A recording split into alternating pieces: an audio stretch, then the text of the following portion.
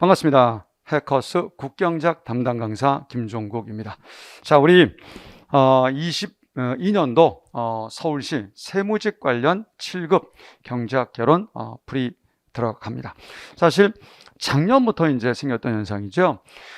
우리 지방직도 서울시도 원칙은 인사혁신처가 출제하는 것이 원칙인데, 우리 세무직은 별도라서 서울시에서 별도로 출제하기 때문에 경제학 개론을 별도로 제가 설명합니다. 사실 지방직 해설 강의할 때도 언급을 했었지만, 올해 보게 되면요, 지방직 쪽의 어떤 그 추세가 대부분이 7급 구문으로 빠지고, 또 이제 행정학 그리고 지방자치론을 많이 하다 보니까 경제학의 응시자들이 상대적으로 좀 적었습니다. 이런 반영이 서울시 세무직도 영향을 좀 주지 않았나 싶은 생각이 들어요. 그래서 기출 중심의 문제들이 출제가 됐습니다. 수준 자체는 그렇게 높지 않고요. 평이한 수준으로 3번 정도 문제는 좀 좋은 문제고, 나머지는 평년 정도의 수준이다, 이렇게 말씀을 드릴 수 있겠습니다. 자, 1번 가겠습니다. 피구 효과에 대한 설명으로 가장 옳지 않은 것은, 피구 효과는 물가락 시 실질 부가 늘어서 소비가 증가해서 IS 우측 이동이었었죠. 자, 우리 부의 증가다 맞습니다. 실질부, 실질 잔고가 늘어서 소비를 결정한다 맞고요. 하지만 소비가 가처분 소득만의 함수일 땐 성립할 수 없겠죠? 예, 맞습니다. 2번 보시면 IS 곡선의 우측 이동입니다. 그래서 2번이 틀렸기 때문에 정답이 되겠습니다. 자, 2번입니다. 자, 완전 경쟁 시장의 장기 균형 상태에서 노동만을 투입해서 제품을 생산하는 기업 갑사의 노동의 단위당 비용이 1만 원이고 한계 비용은 2만 원이다. 한계 생산은. 자, 완전 경쟁일 때 이윤극대화는 VMPL은 W죠. 자, W는 임금인데 주는 쪽에선 비용이기 때문에 1만 원이 임금으로 보시면 되겠고요. 자, V는 P와 같은데 완경은 P = MC니까 MC를 잡으시면 되겠습니다. 이거 2죠. 그러니 MPL은 0.5가 나오면 되겠죠? 답은 1번이 되겠습니다. 자, 3번입니다. 3번 문제는 문제 좋아요. 괜찮습니다. 개방경제하의 총수요, 총공급 모형에 대한 설명으로 가장 옳지 않은 것은, 먼저 1번 선지는 이런 그림을 준비했습니다. 자, 우리 여기는 이제 개방경제를 전제한 것인데, 변동 때 확장 금융정책을 취하는 그래프죠. 변동 때 화폐 공급량을 늘리면 LM이 우측 이동을 하게 됩니다. 그럼 R이 하락하죠. 그러면 개방경제라면 우리 이자가 싸니까 외자가 유출됩니다. 유출되면서 환율의 상승이 되겠죠. 우리 변동이니까 환율 상승이 됩니다. 이 환율 상승이 순수출을 뭡니까? 증가시켜서 IS를 또 우측 이동시키니까 Y가 엄청나게 많이 뭐 할 수 있다? 늘 수 있다. 다시 말해서 폐쇄 경제보다 환율 상승으로 인한 IS 우측 이동까지 감안하기 때문에, 자, 분명히 뭐 하는 겁니까? Y가 더 많이 늘 수 있죠. 더불어서 총수요가 더 많이 늘기 때문에 소득과 물가의 상승폭은 폐쇄 경제 때보다 더 크게 나타난다. 아주 좋은 문제입니다. 그래서 보통 이제 ISL은 BP 모형인데 이걸 ISLM을 원칙으로 하면서 AS 분석으로 한 거이다. 문제사 참 좋습니다. 1번은 맞습니다. 자, 2번 보겠습니다. 역시 변동인데 확장 재정 정책이 됩니다. G를 늘리면 IS 우측이죠. R이 상승합니다. 그럼 이제 외자가 들어오니까 환율이 떨어져요. 환율이 떨어지면 순수출을 줄이니까 IS의 좌측이라서 완전 자본 이동일 때는 제자리 와버리죠. 그런데 일반적인 모습은 BP가 이제 우상향 경우니까 이런 경우는 이 정도까지 온다고 그랬죠. 그죠? 그래서 한번 음미해 보세요. 변동 때 정부 지출을 늘리는 확장 재정 정책을 취하게 되면 일부가 뭐합니까? 환율 하락 때문에 순수출 감소로 상쇄하지만 어쨌든 증가는 맞으니까 결과적으로 총수요가 늘어서 소득과 물가가 뛰긴 뛰는데 일부는 뭐한다? 상쇄된다. 정확히 맞습니다. 자, 3번 선지 좋습니다. 고정대입니다. 화폐 공급량을 늘리면, 자 보세요. 이게 뭐가 틀렸는지 잘 찾아보십시오. 우리 M을 늘리면 LM이 우측 이동합니다. R이 하락해서 외자가 유출되죠. 유출되는 과정 속에서 분명히 환율이 상승할 우려에 처하죠. 고정환율 제도니까 환율 상승은 용인하지 않거든요. 그런데 고정시키기 위해서 빠져나가는 만큼 메꿔야 되니까 외화를 매각하게 되고, 그 과정 속에서 외화 팔아버리면 통화량 흡수하니까 M 증가가 통화량 감소로 일부 뭐 할 수 있습니까? 상쇄될 수가 있단 말이에요. 자, 그래서 요걸 이용해서 한번 설명해 보면, M을 늘리면 LM 우측, R 하락, 외자 유출. 외자 유출은요, 결국 달러 바꿔주세요의 외화 수요 증가라고 그랬죠. 그럼 초공입니까? 외화 초수입니까? 초수입니다. 초수. 초과 수요를 해소하는 과정 속에서 외화를 매각하고 통화량이 흡수되니까 원래 확장 효과 일부 뭐 됩니까? 상쇄된다는 취지예요. 그렇죠? 그래서 이 문제는 초과 공급을 초과 수요로 바꾸셔야 된다. 오케이? 그래서 3번이 틀려서 정답이 되고요. 자, 4번 선지. 고정환율 때 정부 지출을 늘려라. G 늘어서 IS 우측이에요. R 상승입니다. 외자가 유입되죠? 그러면 환율의 하락 우려가 있습니다. 그래서 외화를 사오잖아요. 그때 돈을 뿌려서 LM이 우측 이동하는 거죠. 결과적으로 LM이 우측 이동해서 Y가 많이 늘죠? 그죠? 그러면 정부 지출을 늘리는데 결과적으로 통화량이 증가하는 효과가 더해지기 때문에 통상 이 통화정책보다 더욱 효과적인 경기 조절 수단이 될 수 있다. 맞죠? 그러니까 재정정책을 취했는데 통화량까지도 늘리게 돼요. 그죠? 그래서 더 효과적이다. 그래서 우리 4번도 아주 똘똘하게 잘 냈습니다. 개인적으로 서울시 세무직 문제 중에 3번이 상당히 좋은 문제입니다. 어쨌든 3번이 들려 정답이고요. 그 다음, 자, 4번입니다. 국내 총생산에 대한 설명으로 가장 옳지 않은 것은 그랬습니다. 국내 거주 외국인, 국내에 있으니까 생산된 거 포함되죠? 국외 거주 내국인, 국외에 있으니까 생산 포함되지 않죠? 그 다음, 가정주부 가사노동은 측정 힘들잖아요? 포함되지 않죠. 하지만 시장을 매개했을 땐 포함되죠?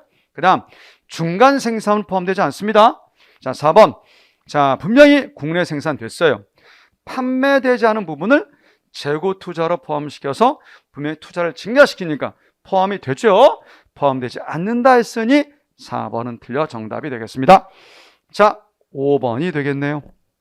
사실 5번 문제가 문제 수준으로는 가장 어려웠던 문제지만 문제는 풀 수 있어요. 그런데 쌤은 기억에 대해서 다 해드렸어요. 다 했습니다. 언제 했느냐? 철벽 특강. 쌤 기본서 고난도 문제풀이에 철벽 특강 44장을 보시면 루카스 AS와 오큰의 법칙을 이용해서 필립스 곡선을 도출하는 걸 그대로 제가 설명드린 적이 있고요. 이게 그대로 나온 거예요. 그대로 나온 겁니다. 사실 수준은 굉장히 높아서 촬영할 때 할까 말까 생각했었는데 분명히 저는 해드렸고 쌤 강좌를 들은 친구라면 쉽게 푸실 수 있었을 겁니다. 간단히 한번 설명해 볼게요. 루카스 AS 곡선이 이런 모습이에요. 자, 우리 P로 풀면 기울기가 알파분의 1이 됩니다. P를 파이로 바꾼 다음에 오큰의 법칙에서 우리 YP, 이게 이제 잠재 GDP인데 이걸 YN으로 바꿔버리면 음수가 붙어요. 이게 이렇게 온다고 전제했을 때 이렇게 이제 마이너스 베타를 제가 칠해놨습니다. 그러면 지금 요 자체가 요거니까 요 값을 자 위에 뭐 하자? 한번 대입해보자. Y 빼기 YN을 요거로 대체해보자. 그러면 요게 밑으로 내오는 거죠. 그죠? 그러면 여기서 알파분의 베타를 감안하고자 해서 이제 일반식이 된 건데, 하지만 우리가 일반적으로 알고 있는 알파라고 쓴 거예요. 이 알파는 요거랑 같은 건 아닙니다. 그래서 뭘 도출했습니까? 필립스 곡선을. 이게 원래 도출 방법이에요. 그런데 이 문구를 보세요. 단기 필립스 곡선의 기울기 얘는 단기 총공급 곡선의 기울기 얘와 뭐한다? 연결되어 있고, 오큰의 법칙에서 어떻습니까? 총생산갭, GDP갭과 실업률, 요거의 관계가 요거로 나타나는 거니까 그게 영향 준 것이 뭐가 되는 겁니까? 바로 단기 필립스 곡선의 기울기 되는 거죠. 그래서 정확히 설명이 가능합니다. 사실 굉장히 어려운 내용이지만 못 풀 문제는 아니었죠. 이유는요, 니은 디귿이 명백히 틀렸기 때문에 사실은 답 1번이면 분명했었을 거예요. 자, 니은 봅시다. 단기 총공급이 우상이다. 그랬을 때 총수요 증가하면 실질 GDP 증가, 물가 상승이죠. 물가 상승을 인플레이션 증가, GDP 증가를 실업률의 감소로 보면 두 개 뭡니까? 음의 관계죠. 그죠? 그래서 틀렸음이 분명하고요. 자, 디귿. 단기 총공급은 P와 Y 관계고요. 단기 필립스는 U와 파이 관계니까 위쪽이 틀렸네요. 그래서 맞는 건 몇 번 분이다? 1번 기억분이 되어서 답은 1번이 됩니다. 선생님, 이것도 적중시킨 겁니다, 사실. 엄밀히 말하면. 자, 이 정도 풀이해 드리고요. 자, 6번입니다. 갑국의 온라인 배송 서비스 시장은 우상향의 공급과 우하향 수요인데, 자, 이러이러한 이유 때문에 수요 공급이 모두 증가했답니다. 사실 뭐 이런 풀이 구급도 요즘에 안 내죠. 자, 여러분들 일반 수요 공급 곡선을 얘기했을 때, 자, 수요도 증가, 공급도 증가. 자, 명백히 요 균형점이 요 균형점으로 왔기 때문에 거래량은 증가하고 있어요. 하지만 폭을 모르니까 가격은 알 수 없죠. 가격은 알 수 없고 균형 거래량만 증가한다. 답은 3번 되겠습니다. 자, 7번입니다. 자, 이 문제 한번 볼까요? 경제 안정화 정책에 대한 보기의 내용 중 가나다를 옳게 짝지은 것은, 세고전학파 경제학자들은요, 기존의 이론, 누굽니까? 통화주의 말하는 거죠. 자, 이 이론들이 근로자들이 적응적 기대를 한다고 가정해서 문제가 있다고 지적한다. 그들이 만약 합리적 기대를 한다고 한다면 총수요 확장을 취해도 단기조차도 물가만 뛸 뿐이지 실업률에 영향 없다라고 하는 뭐를 부릅니까? 정책 무력성 정의. 답 1번이죠. 네, 용이했습니다. 자, 8번입니다. 자, 수득점은 늘 나올 수 있다라고 했는데 이렇게 나왔네요. 단지 여러분들 보시면 상품은 완전 경쟁이니까 자, VMPL. 그 다음에 노동은 수요득점, MFCL. 바로 여기서 이윤극대화 조건을 충족시킬 수 있습니다. 자, VMPL은 150 빼기 L이고요. MFCL인데 이분은 MCL로 냈어요. 괜찮습니다. 2L. 넘겨서 3L. 나누면 50. L을 물은 게 아니라 임금을 물었으니까 얘를 다시 노동 공급 곡선에 대입하시면 되죠. 이게 50이니까 W 얼마입니까? 50. 정답은 2번이 되겠습니다. 굉장히 쉬웠던 문제입니다. 자, 9번 가겠습니다. 쉬웠죠? 철수는 아침에 빵을 먹는다. 먹는 빵의 개수를 늘림에 따라 그가 느끼는 지불용이는 보기와 같다. 빵의 가격이 100원일 때 철수의 소비량과 잉여, 소비자 잉여 옳게 짝지은 것은 그렇습니다.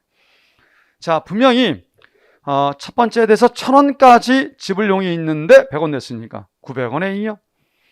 자, 1,000원 낼 수 있는데 두 번째는 500원까지 낼 수 있으니 400원의 잉여.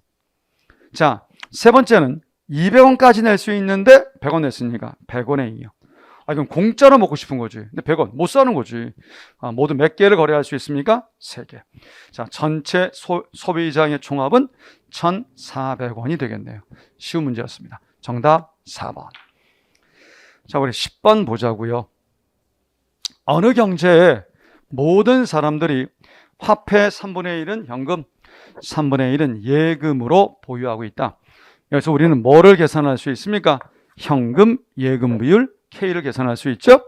각각 3분의 1과 3분의 2니까 소거하면 2분의 1, 0.5가 됩니다. 지급준 비율이 10% 0.1인데 초과는 없대요. 이거 법정이구나. 그래서 법정 지급준 비율이자 실제 지급준 비율 0.1이 나왔습니다.